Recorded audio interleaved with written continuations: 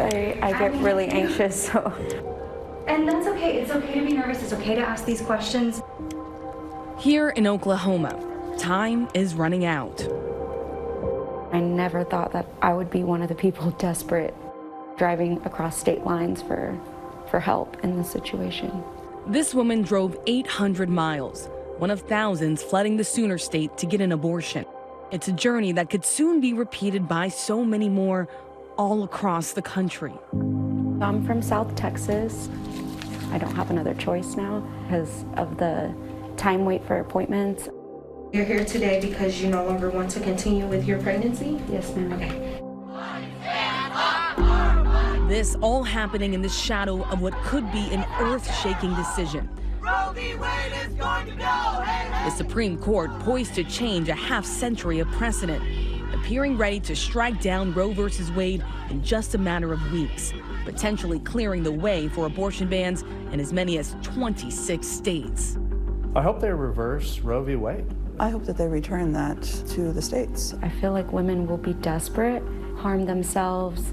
But in states like Texas and now Oklahoma, extreme restrictions are already in place, leaving those seeking abortions in limbo.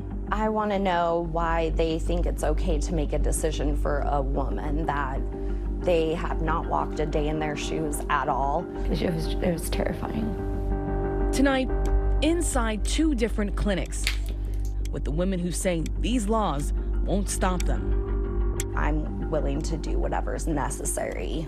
There's no way I can afford another baby.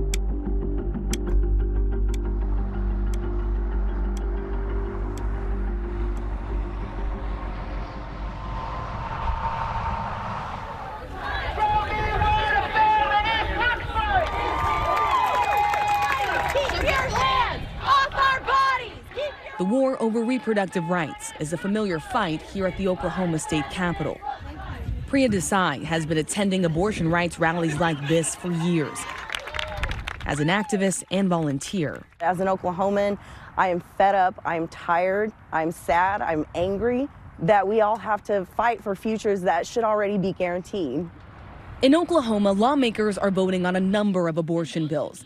These laws providing a blueprint for what life could soon look like in a post-Roe America. What's really upsetting about it is that no matter how hard we try to connect with legislators, they are dead set on promoting their own agenda, and they do not listen to their constituents. Abortion rights advocates were particularly worried about 2 copycat bills modeled on that law out of Texas that made abortion illegal after the 6th week of pregnancy.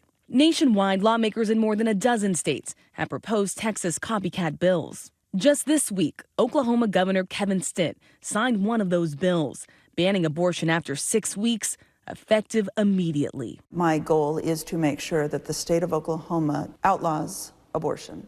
As an individual citizen, my hope is that this will save the lives of babies. Republican Wendy Stearman is still waiting for her bill to pass. It would ban abortion from conception. It includes a very narrow exception for rape and incest, but only if the victim files a police report.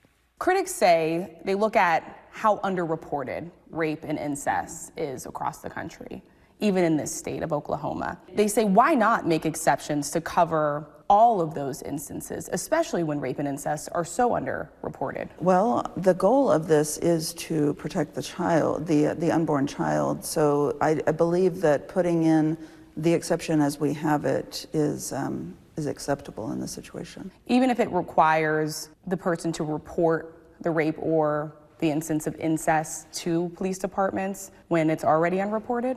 Correct. In the first month after the Texas law went into effect, the state claimed abortions there fell 60%. However, Planned Parenthood has reported a huge increase in patients traveling to nearby states for abortions. In Oklahoma, its health center saw a nearly 2,500% increase in patients with Texas zip codes. Now all those patients will have to go somewhere else. Does it harm how effective these laws are if women are willing to go through the hurdles and the lengths of traveling hundreds of miles out of state to still get an abortion? Well, that's really not the position of the legislature. What we can do is make sure that the laws of Oklahoma do not condone abortion. We can also make sure that the laws of Oklahoma do not condone murder. We can't stop murder. That's left in the hands of the people. I feel like people need to know our sides of the story. We're not evil. We're not baby killers. I wish more people would speak up. Our voices, I feel like, are louder than the people making these laws. In April, at a Planned Parenthood clinic in Tulsa, we met a 31-year-old woman who asked us not to use her name. We will call her Marie. My name is Alicia. I'm gonna get your vital signs real quick, okay? Okay. I'm from South Texas. I lost my husband 2 years ago at the beginning of COVID. Yes, can I get your left sleeve, please? I ended up in this situation unknowingly. I'm just glad that there is an option. You're gonna place all of your belongings in the chair and you're gonna have a seat on the table for me, okay? I know I thought multiple times about, ending my life. Is this your first pregnancy? Yes, How confident are you with your decision to have an abortion? very confident. When Marie reached out to the clinic in Tulsa, the wait time for an appointment was more than a month. And she was aware that Oklahoma lawmakers were on the verge of passing an abortion ban. I think it was like 37 days. Having to mentally fight that every day was really rough. I still was just constantly refreshing my Google to see if the law had passed. I kept saying everywhere that if it passed, it was going to take into effect immediately. It was terrifying. Started looking at things online overseas, which I knew was dangerous, really dangerous, but I'm very desperate, so I did look into those things too.